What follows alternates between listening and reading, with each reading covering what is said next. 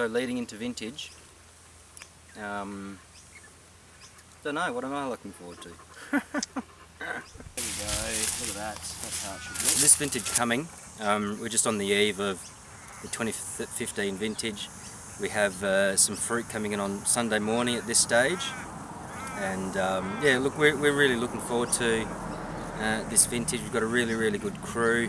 What's also exciting is that we do have a Japanese winemaker coming on board this year, and it'll be great to be able to pick his brain. So our visiting winemaker this year has worked in New Zealand for a number of vintages, and he's quite excited to experience a vintage here in New South Wales from fruit that we obviously source from our own vineyards here, being Cowra, organic vineyards from our vineyards, Pig and House vineyards in Cowra, and also Hilltops and Orange. So by coming here, he'll be able to experience a range of quality wine regions, and also a range of winemaking techniques which we use for different fruit from different areas.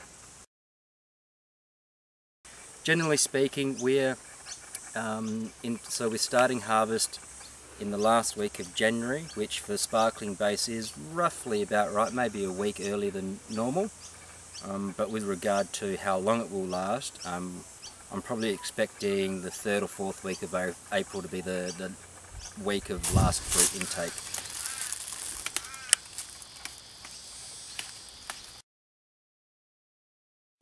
Yeah, look, with regard to our harvesting decisions, we're just in our more premium, or one of our more premium Shiraz blocks here in Cowra.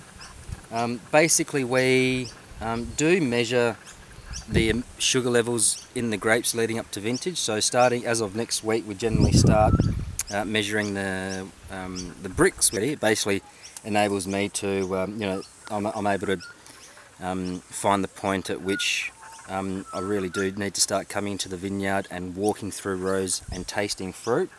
So my role through this whole process is basically, to the best I can, preserve the flavours that we do have in the vineyard, complementing them with certain winemaking techniques, and then just letting the vineyard speak for itself, basically.